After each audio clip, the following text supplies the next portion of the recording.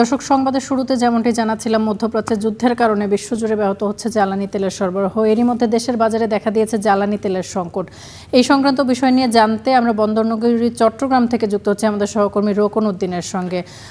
রোকন উদ্দিন, একটু জানতে চাই যে আসলেই কি সরবরাহ সংকট রয়েছে কিনা, বা দাম আসলে বৃদ্ধি পেয়েছে কিনা। দাম বৃদ্ধি বিষয়ে যারা পাম্প মালিক তারা কি বলছেন? তামান্না, দিন যতই গড়াচ্ছে ততই কিন্তু উদ্বেগ বাড়ছে।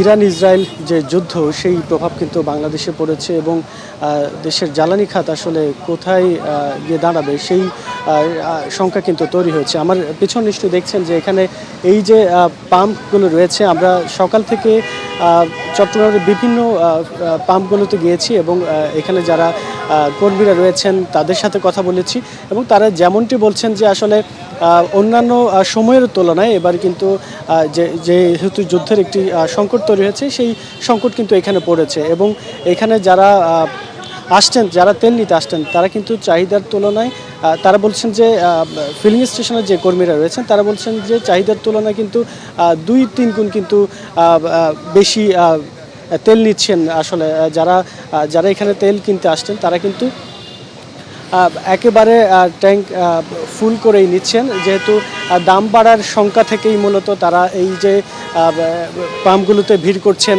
এবং তারা আশঙ্কা করছেন যে হয়তো মজুদ ফুরিয়ে আসতে পারে। সেই বিষয়টি এখানে যারা ভোক্তা রয়েছেন তারা কিন্তু বলছেন এবং তারা বলছেন যে এখানে যারা পাম্পগুলোতে কিন্তু যেমনটি বলছেন 2-1 দিনের আরও 2 দিনের কিন্তু এখানে মজুদ রয়েছে তেল। তো তারা কিন্তু সেটি বলছেন এবং বাংলাদেশ পেট্রোলিয়াম কর্পোরেশনের যারা সংশ্লিষ্টরা রয়েছেন তারা যেমনটি বলছেন যে তাদের কাছে আরও 12 থেকে 13 দিনের মজুদ রয়েছে। তো চট্টগ্রাম থেকে এই ছিল আমার কাছে সর্বশেষ। অসংখ্য ধন্যবাদ আপনাকে, আমাদের সঙ্গে যুক্ত হয়েছিলেন এবং তথ্যাদি জানাচ্ছিলেন। দর্শক, তেল সংকট আতঙ্কে ছুটির দিনেও রাজধানীর ফিলিং স্টেশনগুলোতে যানবাহনের দীর্ঘ লাইন। সেই খবরাখবর জানবো, সরাসরি যুক্ত হব সহকর্মী মাঝার মাহবুবের সঙ্গে।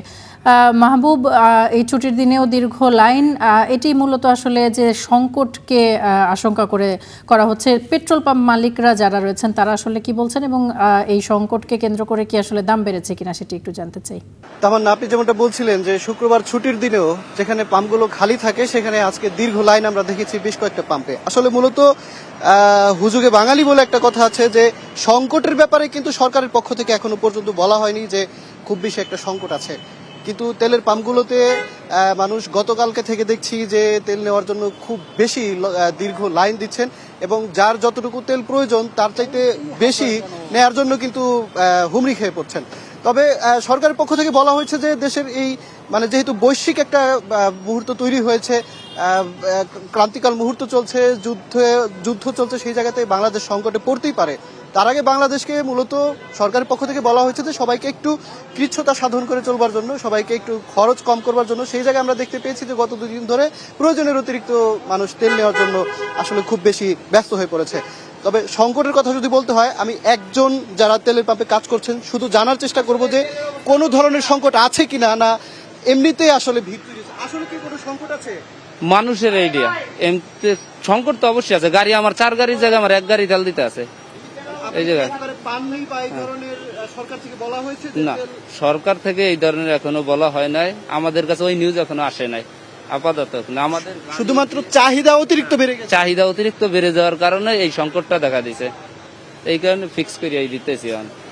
একজন তেলের পাম্পের বিক্রয় কর্মী যেটা বলছিলেন যে সরকারের পক্ষ থেকে কিন্তু তাদেরকে তেল কম দেওয়ার ব্যাপারে নির্দেশনা এই ধরনের কোনো কিছু আসেনি বা সংকটের কথা কিন্তু বলাও হয়নি।